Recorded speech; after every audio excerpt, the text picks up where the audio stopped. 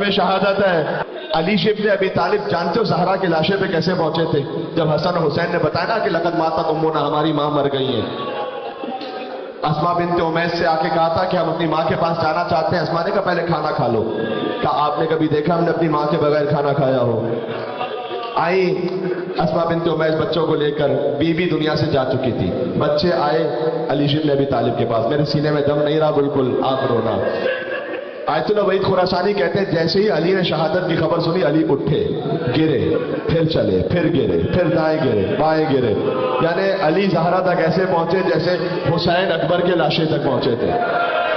آ کر کہا کلمینی یا زہرا، اے زہرا مجھ سے کلام کرو، انا ابو الحسن المظلوم، میں مظلوم علی ہوں، مجھ سے کلام کرو۔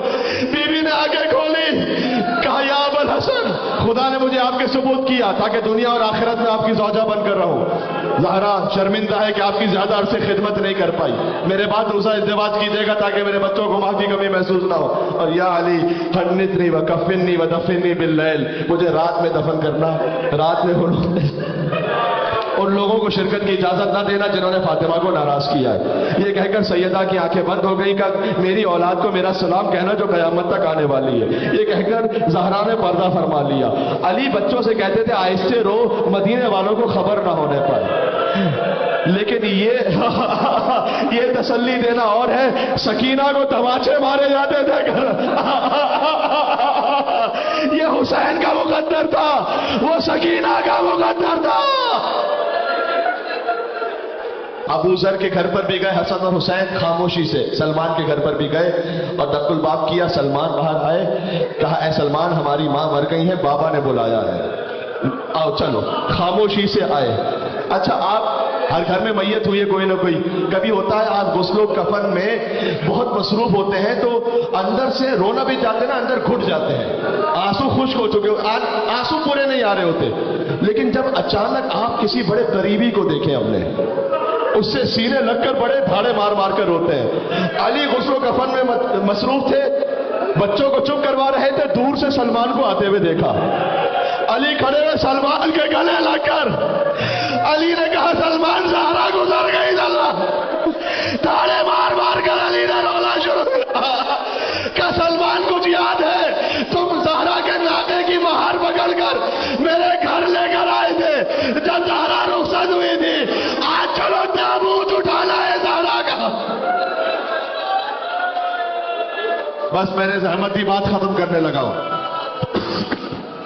اسما بنت امیس، ان سے کہا مجھے پانی دیتے جانا، علی غسل دیتا جائے۔